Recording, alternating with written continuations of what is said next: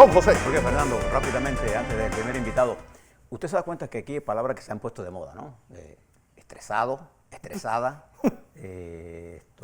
deprimida, deprimido. Me siento ansioso, ansiosa. Entonces, yo le quise dar una recomendación. La doctora Marta Illueca nos habló del Principito, ¿se acuerdan?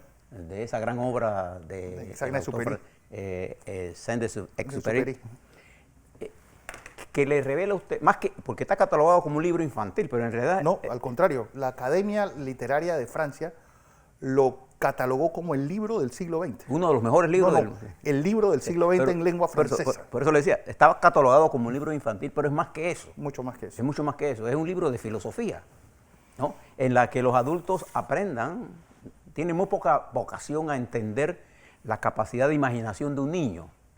Cuando el Principito le dice al piloto que le dibujó un carnero, él no sabía hacerlo. Entonces, ¿qué hizo el piloto? Dibujó una caja y le pregunta al Principito, ¿dónde está el carnero? Y dice, ahí está.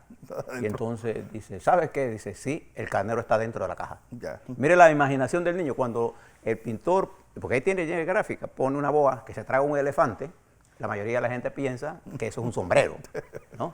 Entonces, ¿por qué esta obra es importante? Porque nos ayuda a manejar la ansiedad. Además que es una obra la doctora nos habló de eso, que nos da una lección que es importante. El valor de un amigo está por encima de cualquier cosa. Y el escritor de esta obra, esta novela, una de las grandes obras de la humanidad, ¿no? Es pequeña. Sí, es muy pequeña. Él era un piloto.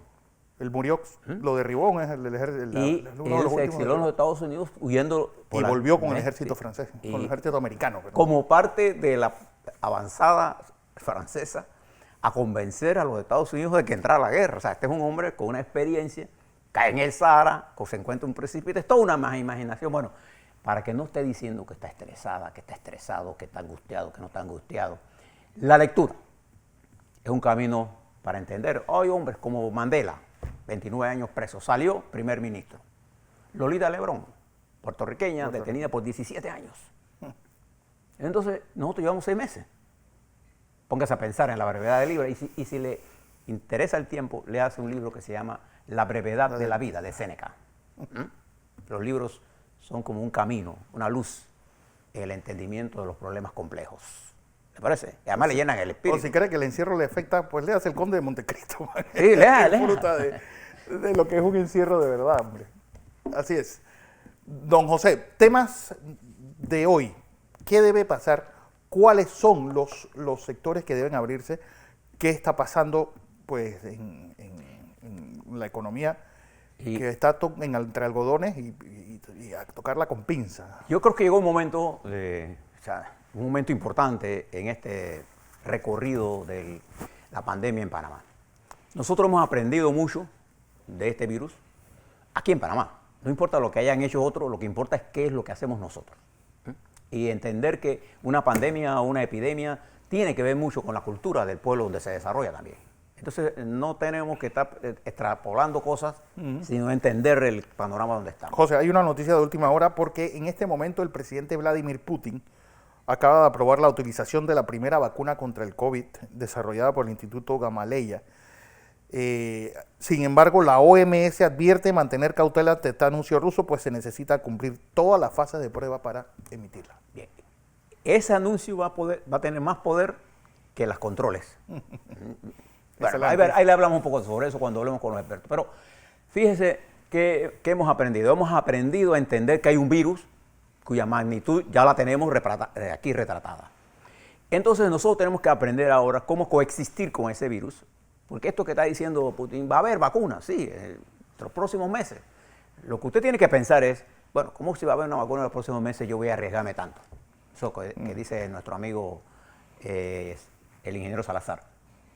Entonces, ahora lo que tenemos que abrir es cómo nosotros reactivamos nuestra economía, o sea, abrimos el camino a un proceso de reactivar la economía con el menor riesgo al avance que hemos logrado en salud pública. Alguien siempre, no, pero que se está muriendo. Se ha muerto gente en todos lados del mundo. Y no hay modelos para esto. Entonces sí hay que tomar ciertos riesgos. cada acción en medio de una pandemia como esto significa un riesgo, pero ese riesgo tiene que ser calculado y no puede ser calculado electoralmente. Tiene que ser calculado en función del interés nacional. Entonces aquí es donde combina, ¿qué es lo que debemos hacer, por ejemplo? Nosotros tenemos que abrir, no por sectores, sino por actividad.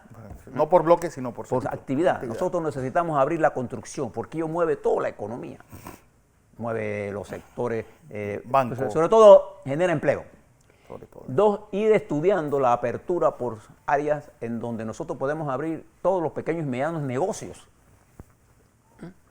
De manera que, entendiendo las reglas del juego, podamos entonces hacer obligatorio el uso de la mascarilla.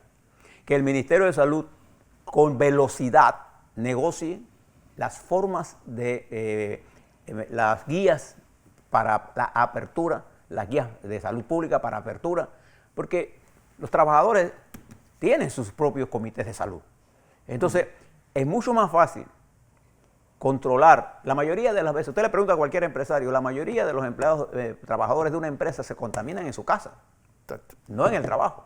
No. Pero usted puede incorporar a la empresa aperturada en el proceso de control del virus. Sí, el combate individual, no colectivo. Claro, entonces nosotros, mientras aquellos focos donde está, tomamos medidas. Y no abrimos los bares, por ejemplo, porque esas son las cosas que hacen que la gente, cuando usted toma, y todo el que le dice a usted, no, cuando yo tomo veo doble, cuando usted toma no ve nada, tiene menos reacciones. Ese cuento que todo lo que tomamos lo decimos siempre, ¿eh? No, yo veo doble cuando tomo. Cuando usted toma y maneja es un irresponsable. Eso es exactamente lo que... Yo creo que ha llegado el momento, Fernando, estimados televidentes, en la que tenemos que actuar y arriesgarnos. Y ese riesgo lo tenemos que tomar en conjunto. Necesitamos una fuerza. Observe lo que está pasando en Perú, lo que está pasando en Bolivia, ingobernable, en el Líbano, para darle algunos ejemplos. Colombia. En Estados Unidos o en Colombia. Nosotros necesitamos una fuerza política mínima de acción. No necesitamos los francotiradores que le pegan a cualquier cosa que se mueva, no importa que sean ellos mismos. Entonces no necesitamos... sí, la pandemia ha generado una serie de tensiones en los hogares, claro, pero hay forma de poder aliar, pero también ha encontrado a sus hijos con sus padres. Y yo creo que habrá muchos padres que tendrán que valorar mucho ahora el trabajo que hacen sus esposas, sus madres, las madres de sus hijos. Y sabrán lo difícil que es para los maestros manejar a sus hijos en la escuela. O sea, aquellos que piensan que, bueno, los niños se forman en la escuela, los niños se forman en la casa. Porque los padres que entregan se forman en la casa y se educan en la escuela. Sí, los padres que entregan la autoridad por complacer a sus hijos, porque son sus amigos y no su papá y su mamá, están entregando un niño, es como entregar un potrillo no domado a un paseo en un pueblo. O sea, yo creo que el gobierno tiene hoy que tomar algunas decisiones. Creo que si la hace en conjunto con todas las fuerzas políticas, encontraremos el camino. Estamos en ese punto, nada más que le mencionaba las cosas importantes que está mirando el mundo. Hemos salido del mercado financiero. El mercado financiero confía en nuestra recuperación, la de Panamá. No así confía en Costa Rica, para que esté claro, o en Colombia, que están a punto de declarar su deuda basura. Sí. La basura en el sentido financiero, ¿eh? No me refiero a ningún término, o los grandes problemas que está el presidente López Obrador. Cuando uno ve que alguien como el presidente de Costa Rica está empantanado en aprobar una ley piropo, es que el gobierno perdió la brújula de los temas importantes. En medio de esta pandemia y en medio de la dificultad financiera que ya antes de la pandemia tenía Costa Rica. Así que le dejo todo esto para reflexionar, porque necesitamos dejar eso de que yo estoy... porque se ponen de moda las palabritas, ¿no? Sí. Entonces comienza todo el mundo a decir, yo estoy ansioso, no, estresado. Esa es la palabra que se usa, como quien dice, no me digas nada. No, ahora es que tenemos que discutir. Ahora que lo necesitamos usted en estado de ánimo. Los hombres y mujeres se prueban fundamentalmente en los momentos difíciles. Y ahora es que estamos en los momentos difíciles. Este no es un problema de ahí, por ahí hay un tanto Temi de Gualdía diciendo que hemos destruido el país. El mundo en general está destruido. Está destruido. Por un modelo que tenemos que replantear. Sí, tenemos que replantearnos algunas cosas, pero vamos a hacer lo que es posible. La política es el arte de las posibilidades y es el deber de nosotros crear esas posibilidades. Así es. Vamos a información comercial. Cuando regresemos, tenemos al doctor Alfaro Marchena, presidente de la Asociación Panameña de Cardiología. ¿Cuál es o por qué este comunicado conjunto cardiólogos y reumatólogos sobre el uso de un medicamento que no nos es extraño? Pues, y que, bueno, irónicamente él tiene varios resultados. Acuérdense que un cardiólogo es alguien que no trata a personas con COVID. Puede recomendar por las secuelas que este medicamento puede tener. Hablemos de la hidroxicloroquina después del cambio.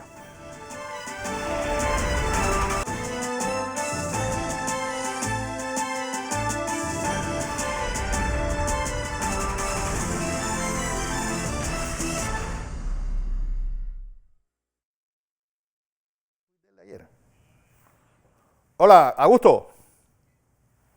Hola. Augusto, ¿estás ahí? Augusto, activa el audio, porfa. Hola. Hola, hola, hola, hola, hola, hola, hola, hola. Tuvo que poner un tuit diciendo, lo que hacemos ciencia, nos equivocamos en muchas ocasiones, pero siempre apegados a la mejor evidencia posible del momento y pensando en el bien común. Si la evidencia cambia, rectificamos con humildad. Sí, sobre todo de él. El método científico no admite egos, soberbias, dogmas ni complacencias. Entonces, payaso. ¿Qué tiene que ver eso con el método científico? Augusto, buenos días. Ministro, buenos días. Yo conocí a un científico con un ego en el cielo. Todos, la mayor parte. Einstein. Si se entiende que no, ni siquiera se dignaba a hablar contigo. Watson. El tipo de que ya era amigo de Watson. Ah, sí. El tipo Después fui a ver la radiografía de ese tipo. Verga, el tipo era un animal. el tipo que ese tipo ese, el más antirracista. Más racista. Estaba en contra de que los negros, es más, su teoría genética era que los negros eran genéticamente Distintos. Inferiores. inferiores que los blancos. Mira tú que estás integrado con un negro. Latinoamericano. Yo almorzaba con el doctor Watson. No, si tú, yo el otro día después estaba viendo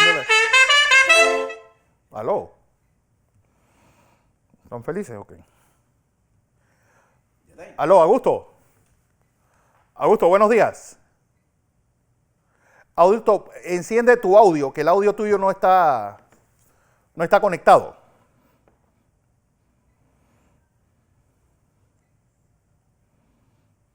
Augusto, enciende el audio, por favor.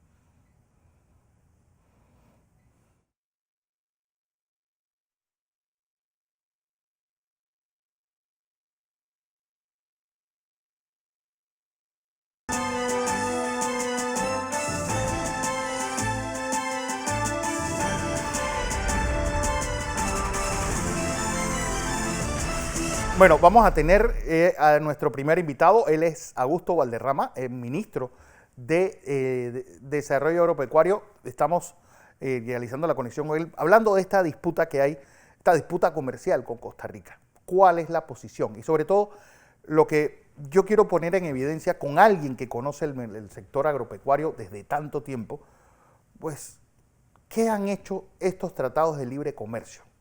Crear relaciones asimétricas de nuestro país, sobre todo en el sector primario y secundario, ambos casi desaparecidos del Producto Interior Bruto, y es evidente, sobre todo en este caso con Costa Rica, 500 millones de importaciones de productos ticos versus 30 millones de productos panameños hacia Costa Rica.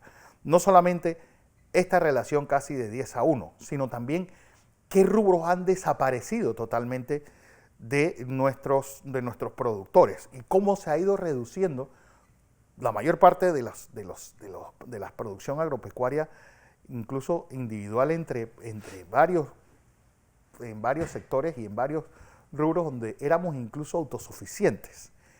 Ok, esta es la primera afrenta que yo espero que signifique un punto de inflexión realmente de desarrollo de nuestro sector agrícola y sobre todo de esta cuenca lechera, que creo que nosotros somos autosuficientes en leche, José. No.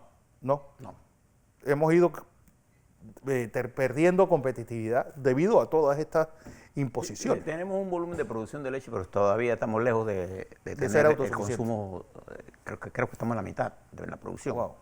Sin embargo, no solamente el problema ha sido, o sea, tú te recuerdas, Fernando, estimados televidentes, que cuando comenzó todo este proceso de apertura de la economía global, impulsado por los Estados Unidos, recuerde que el consenso se hizo en Washington. ¿Eh? Entonces, ahí se sobre la teoría de que cada país debe producir a lo que es eficiente. Entonces, la mayoría de nosotros nos dedicamos a coleccionar tratados de libre comercio.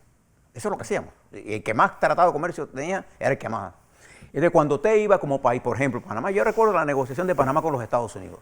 Cuando nosotros éramos competitivos en bancas con ellos, entonces ellos nos decían que no, que el Estado, que la Constitución. Y al final, los que nosotros éramos competitivos no nos lo dejaban entrar. Y al final, los que ellos sí eran competitivos, entonces nosotros teníamos que dejarlo entrar. ¿Qué resultó de eso?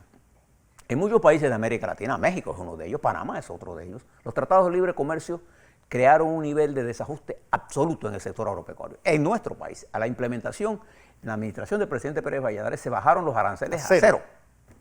A pesar de que había una gradualidad, y el efecto que eso tuvo en el sector agropecuario fue brutal, brutal. De ahí, de ese momento hacia esta parte, hemos venido de tumbo en tumbo. Sí. Ya no somos autosuficientes en casi nada. Creo que en puerco nomás.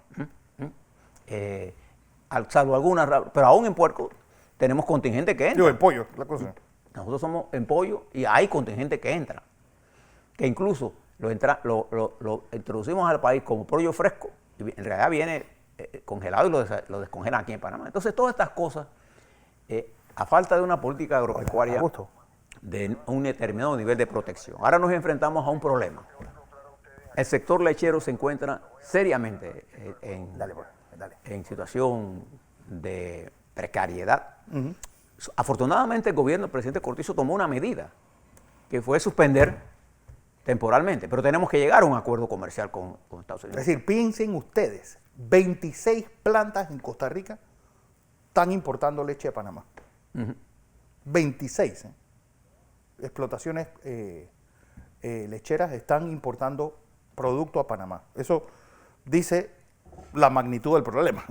Entonces nuestro sector lechero requiere de la definición de esa política.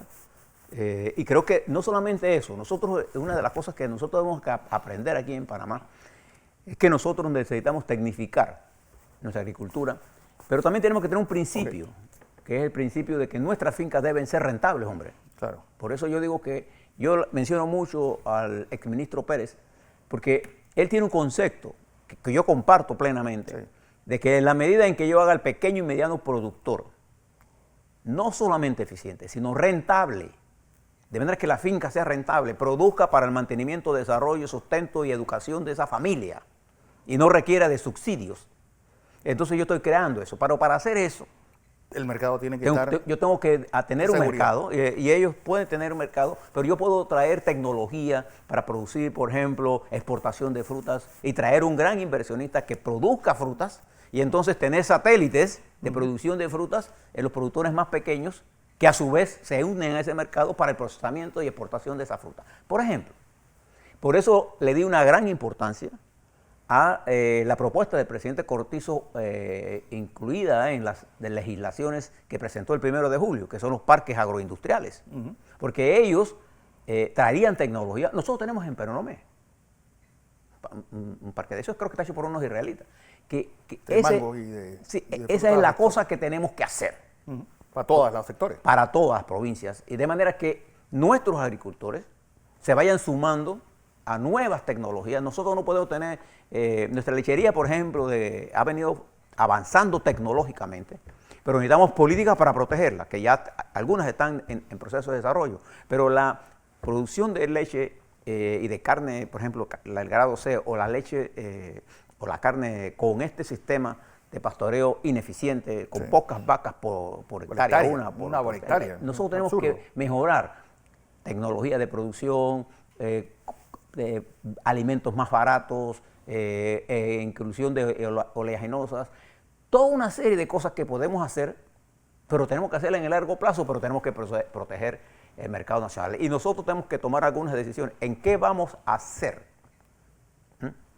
por protección nacional, autosostenible y autosuficiente. Por ejemplo, para nosotros el arroz, el poroto,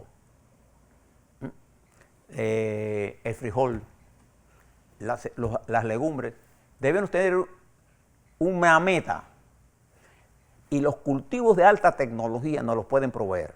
Y esto no es una cosa que estamos hablando, esta tecnología la está en los Estados Unidos, está en Israel, en Holanda, con gran capacidad. Nosotros tenemos recurso agua y tenemos que hacer más eficiente el poco recurso de tierra, suelo agrícola que tenemos, que no es que es mucho. Entonces tenemos que buscar actividades que eleven la productividad. Para eso necesitamos una fuerte inversión en investigación agrícola. Hoy la investigación agrícola o pecuaria la lleva el productor, Claro. que compra y trae semillas a su propio riesgo. A su riesgo. Trae animales a su propio riesgo. Entonces no hay una investigación que me ayude a mí a preparar raciones, a preparar variedades, a distancia de siembra, abonamiento, etc. Bueno,